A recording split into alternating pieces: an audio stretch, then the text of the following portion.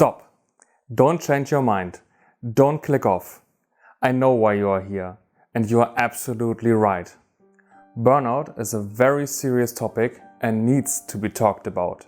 Burnout can affect employees as well as students. So let's talk about what burnout is, how you know you might be affected, and how to avoid or combat it. What is burnout? Burnout is called the superachiever sickness because it is often following a phase where you are aiming high and overloading yourself with work. Long chronic stress situations can eventually lead to a burnout. How much and how long you can withstand the pressure before you burn out depends on the person. Just like smokers develop lung cancer at different rates, people burn out under different amounts of stress. This stress can stem from your job or from studying with a high workload. Maybe you are even side hustling to finance your student life or pay off student debt. This is why it is important to stop stigmatizing people suffering from burnout as not tough enough. Why is burnout so bad? Being stressed out for a long period of time leads to many physical and psychological issues. Examples are cardiovascular issues, chronic tinnitus, sleeping disorders, weakening of the immune system, obesity, and eventually burnout. A burnout has similar symptoms as depression. The main difference between depression and a burnout is the context. While burnout is mostly used in work context, it is widely considered to be a predecessor for chronic depression. This is why it is important to hit the brakes when you're burnt out before you do permanent harm to yourself. We will talk about how in a second. How do you know if you are burnt out? The three main giveaways are dissociation, avolition, and inefficacy. Dissociation means that you feel distanced from your work and co-workers or fellow students. Your attitude towards them will be indifferent or cynical. Avolition manifests in lack of drive and motivation, overwhelming exhaustion, and chronic fatigue.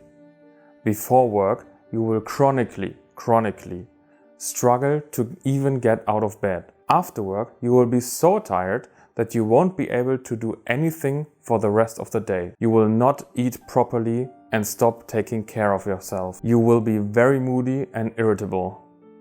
The slightest trigger will set you off. Inefficacy is a lack of accomplishment. No matter how hard you try, you will feel like you can never catch up on your tasks, and you start to feel useless in your job or studies. You need to know that you are not alone. 50% of people in high stress environments eventually burn out. 50%. How do you prevent burning out? First, it's important to realize burnout is a predictor of chronic depression. So it should be seen as a good thing. It's your body warning you before developing permanent damage. The most important factors now are work environment and social support. You absolutely need to talk to your boss, your family, or your friends and open up about how you feel. Changes in your work environment can help. Take time off, practice mindfulness, take regular breaks. Talk to your boss before it's too late. And for students, when studying excessively, use the Pomodoro technique and set a daily maximum for your learning time. Decrease if necessary.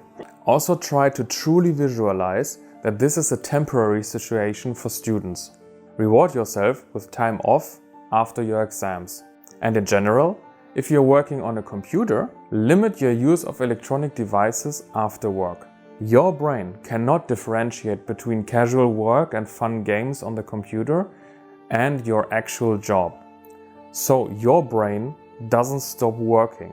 Unless you're working on emergency support duty, don't use your work phone during your time off.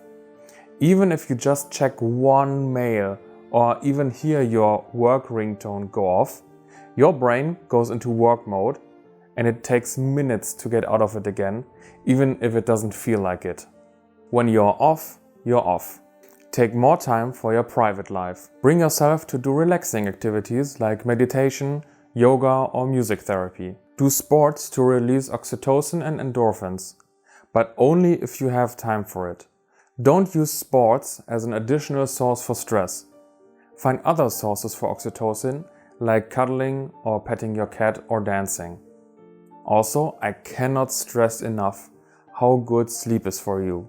Make sure you get enough sleep every night and have a good sleep hygiene.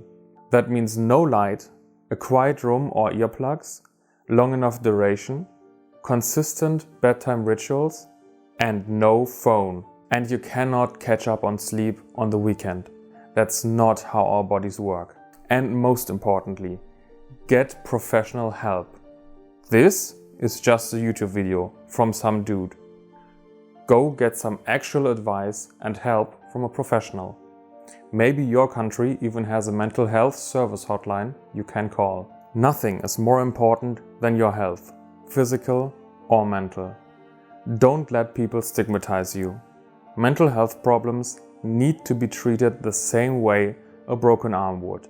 Make sure to share this with everyone who is under too much stress for too long. And get better.